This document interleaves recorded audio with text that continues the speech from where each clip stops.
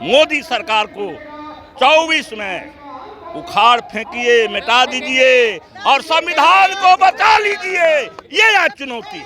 संविधान की रक्षा करें, चाहे संविधान बचाने में वो शहादत देनी पड़े, जान देनी पड़े, गर्दन कटानी पड़े, कटा दीजिए, लेकिन संविधान को बचा लीजिए। अरे रहेगी, जब पार्टी रहेगी तब न पार्टी करिएगा, तभी तो पतियों खत्म हो जाएगी।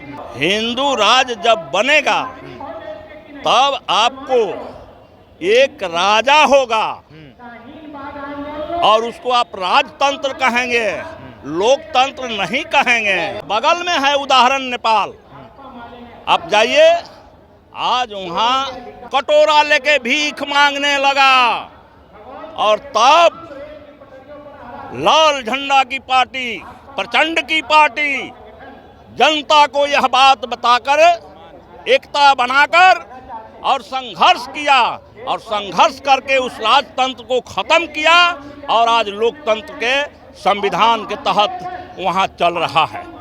लोकतंत्र बचाओ देश बचाओ के बैनर के नीचे खड़े हैं और हमारे साथ माले पार्टी के विधायक, दरौली सिवान से विधायक हैं, सत्यदेव सर हैं। सर, लोकतंत्र बचाओ देश बचाओ, मोदी जी के आने के बाद सब कुछ मजबूत हुआ है इस देश में, पाकिस्तान बैकफुट पर गया है, लेकिन आज भी कह रहे हैं कि आप इसी देश के लोग से इस देश को और इस लोकतंत्र को खतरा है।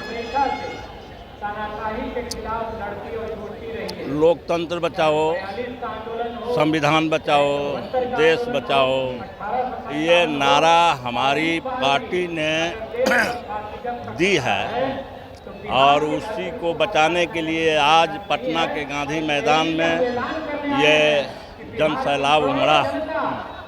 यही बिहार का सच है, देश का सच है। अब लोगों को दिखाई न पड़ता हो तो उसमें तो मेरी कोई गलती नहीं है।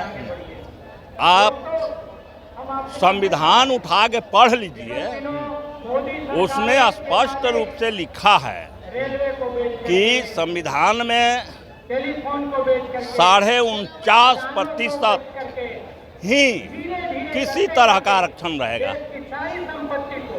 क्या मोदी जी सत्ता में आने के बाद गरीब सवर्ण आरक्षण के नाम पर संविधान को तोड़े हैं कि नहीं तोड़े हैं? वो एक एक करके संविधान को वो तोड़ रहे हैं, खत्म कर रहे हैं। और इस बात की हम लोगों ने गहराई से अध्ययन किया। तो पहला नंबर बात है कि संविधान नहीं रहेगा तो लोकतंत्र और आरक्षण और सारे सवाल अपने आप ही खत्म हो जाते हैं। हमारी चिंता ये है कि हम भारत के संविधान, अब लोकतंत्र कहिए, देश बचाने कहिए, सब एक में है। हम इसको बचाने के लिए आज तो ये रैली किए हैं, हम बिहार और देश के लोगों को संदेश दिए हैं। आने वाले समय में हम बहुत बड़ा आंदोलन, संघर्ष हम वहाँ तक करेंगे, चाहे उसमें प्राणों की आहुति देनी पड़े। संविधान को हम बचाएंगे, संविधान को किसी कीमत पर खत्म नहीं होने देंगे। हम उसको बचाने के लिए प्राणों की आहुति दे देंगे और आज ये संदेश दिया गया है और हम लोग यहाँ से जाने के बाद इस लड़ाई को तेज करेंगे। सर, आप सुनते ही होंगे आए दिन इस मुल्क को हिंदू राष्ट्र बनाने की बात की जाती है और क्या हिंदू राष्ट्र बनाना संविधान के विरोध है या ये कॉन्स्टिट्यूशन के विरोध में? हिंदू राष्ट्र में क्या संविधान खत्म हो जाएगा? अब हमारा संविधान को ही खत्म करने की कार्रवाई शुरू हो गई है तो कोई कुछ भी बोल सकता है। हालांकि हिंदू राज का परिभाषा दूसरा है। बिहार के लोग, देश के लोग उसको पूरी तरह से व्याख्या नहीं कर पाते हैं। हिंदू राज का परिभाषा जानते हैं? हिंदू राज जब बनेगा, हिंदू राज जब बनेगा तब आपको एक राजा होगा और उसको आप राजतंत्र कहेंगे, लोकतंत्र नहीं कहेंगे। इसलिए मैं आपसे कहना चाहता हूं, आपके बगल में है उदाहरण नेपाल, आप जाइए, आज वहाँ 70 वर्ष पहले लोगों ने हिंदू राज बनाया, राजा को बनाया, और जब राजा आ गए तो कहाँ चला गया? नेपाल। कटोरा लेके भीख मांगने लगा। और तब लाल झंडा की पार्टी, प्रचंड की पार्टी जनता को यह बात बताकर, एकता बनाकर और संघर्ष किया, और संघर्ष करके उस राजतंत्र को खत्म किया, और आज लोकतंत्र के संविधान के तहत वहाँ चल रहा है। और इस बात की चिंता नेपाल को है कि भारत में इतनी बढ़िया लोकतंत्र है, भारत में बाबा साहेब का संविधान है, और ये देश को बर्बाद करने के लिए हिंदू की बात हो रही है। यहाँ पर हिंदू और मुसलमान, सिख, ईसाई, पारसी आज से हैं जी, आज से हैं। वर्षों वर्ष हम लोग के पूर्वज के लेकर के हैं। क्या हुआ था? क्या हुआ था? कोई इतिहास बतावे हमको। हम कह रहे हैं कि मुगलों के भी राज था तो कहीं कोई परेशानी लोगों की नहीं थी। लेकिन जब से ये मोदी 14 से जो मोदी आए हैं, यह अपनी गुप्त एजेंडा को देश के जनता के ऊपर थोपना चाहते हैं। ये सत्ता नहीं है, वो अडानी अंबानी को सारी संपत्ति सौंपना चाहते हैं। वो देश पर मनुस्मृति को थोपना चाहते हैं। देश की जनता मनुस्मृति को स्वीकार नहीं करेगी। मनुस्मृति क्या है? मनुस्मृति है कि एक बड़ा हिस्सा दलित गरीबों का है, जिसको शिक्षा का अधिकार नहीं देता है। यही नहीं, जब मनुस्मृति आएगा तो भारत के संविधान खत्म होगा, और जब खत्म होगा तो लोगों के ये वोट देने का जो जनतांत्रिक अधिकार है वो भी तो खत्म होगा। तो जब वोट नहीं दीजिएगा तब जनता और जनप्रतिनिधि के बीच कौन सा रिश्ता होगा? कौन आपको पूछने जाएगा, कौन हमको पूछने आएगा? तो यह एक साजिश है भाजपा की, और ये गहरी साजिश है।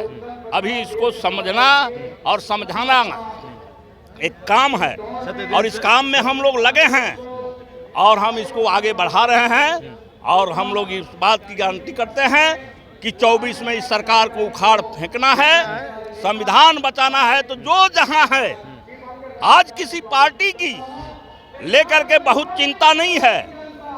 अरे रहेगी, जब पार्टी रहेगी तब ना पार्टी करिएगा, तभी तो पार्टियों खत्म हो जाएगी। इसलिए सबसे हमारी अपील है कि आप सारे लोग इस मोदी सरकार को 24 में उखाड़ फेंकिए, मिटा दीजिए, और संविधान को बचा लीजिए।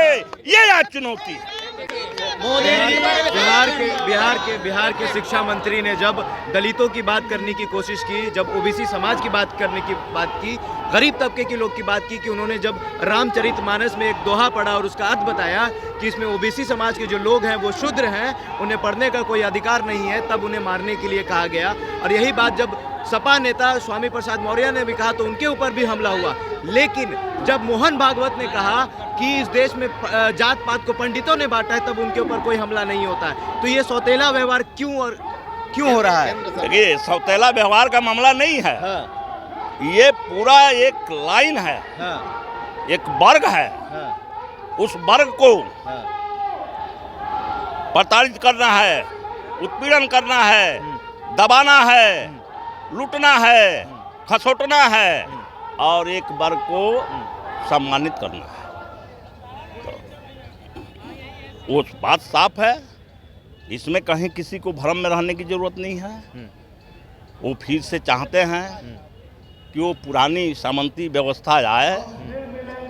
वो फिर से चाहते हैं कि लोगों के ये वोट देने का अधिकार खत्म हो जाए। आपको पता है, बाबा साहब के संविधान नहीं आया था, उसके पहले कौन लोग वोट देते थे? उसके पहले जो वोट देते थे कौन? जो सरकार के टैक्स देते थे, ऊंची जाति के, तो वो अमीरे लोग ना देते थे जी, कौन वही गरीब लोग देते थे। जो उस समय BA में किया था, वो वोट देता था। अभी तो बड़े पैमाने पर लोग मैट्रिक हाथ किए हैं, 64 है 65 में नहीं, अभी नहीं किए थे। अभी हम लोग अपने उम्र में चिट्ठी लिखवाने गांव भर खोजना पड़ता था, समझ गए ना। तब वोट वो देते थे और उन्हीं का शासन चलता था।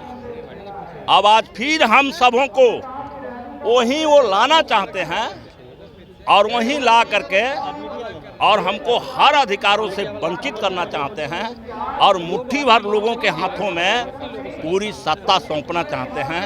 यही है भाजपा की साजिश। हम इसका कड़ा विरोध करते हैं और हम फिर 24 में फिर हम इस बात के पूरे बिहार और देश की अभी हर संकीर्णताओं से ऊपर उठकर, जाति धर्म पार्टी से ऊपर उठकर सबका फर्ज बनता है, क्योंकि हम भारत के एक नागरिक हैं और नागरिक का अधिकार है तो कर्तव्य भी है।